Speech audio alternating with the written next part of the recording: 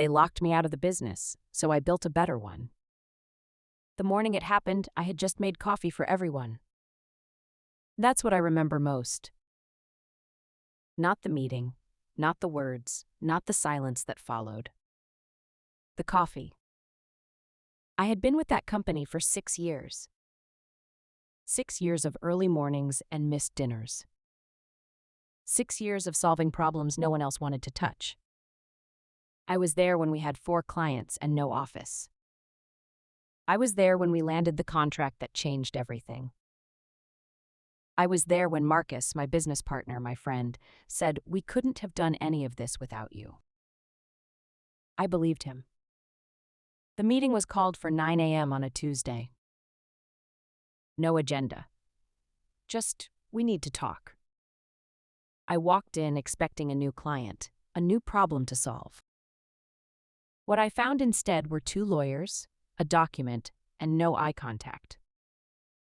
Marcus sat at the head of the table. The same table I had chosen from a catalog in 2019. He slid the papers toward me without a word. Buyout, effective immediately. My equity, valued at a fraction of what I knew it was worth. My access, already revoked. My name, already removed from the website. I checked later. It had been done the night before. I didn't cry in that room. I've thought about that a lot since. Why didn't I cry?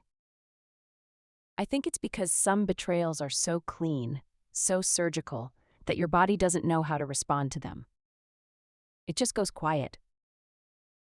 I signed the papers. I stood up. I picked up my coffee. And I walked out of the building I had helped build for the last time. The first week, I didn't tell anyone. Not my mother, not my best friend. I woke up every morning at 6:30, habit, and sat at my kitchen table. No emails to answer, no calls to make. Just silence. And in that silence, something unexpected happened. I started to hear myself again. See, the thing nobody tells you about building someone else's dream is how slowly you disappear inside it. Every decision I made was for the company. Every idea I had, I handed over. Every contact, every system, every strategy, I poured into something that legally was never fully mine. And I had told myself that was okay. Because we were partners. Because I was trusted. Because the coffee was always warm and the mission felt real.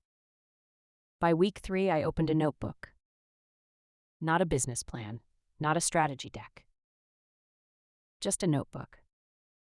And I wrote one question at the top of the first page. What would I build if I wasn't afraid of losing it? I stared at that question for a long time. Then I started writing. And I didn't stop for 4 hours.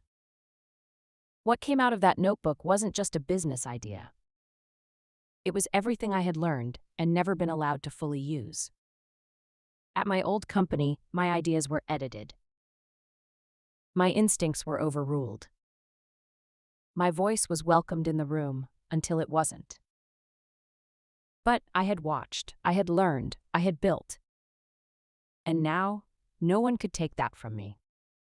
I launched quietly, no announcement, no fanfare.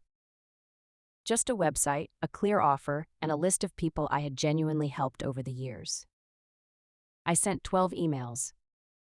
Personal, direct, no pitch deck. Just, I'm building something new. I think it could help you. Would you like to talk? 8 of them said yes. 3 became clients in the first month. Within 90 days, I had replaced my old salary. Within 6 months, I had surpassed it. But the number isn't the point. The point is what I felt the morning I signed my first contract, as the sole owner of something that was entirely mine. No partners to answer to. No table I didn't choose. No document sliding toward me in a room without warmth. People ask me now if I'm angry at Marcus. Honestly? Not anymore. Because what he did, as cruel as it felt in that moment, forced me to answer the question I had been avoiding for years. Are you building your life, or are you building someone else's? Here's what I know now. They can lock you out of a building. They can remove your name from a website overnight. They can call lawyers and slide papers across tables. But they cannot take what you know. They cannot erase what you built. They cannot revoke who you are. I still make coffee every morning. 6:30. Habit. But now I drink it at my own desk. In my own office. Running my own company. And some mornings when the light comes through just right, I think about that Tuesday. Those lawyers. That silence. Those papers. And I think, thank you. Because I never would have built this if you hadn't made me leave. They locked me out of the business. So I built a better one.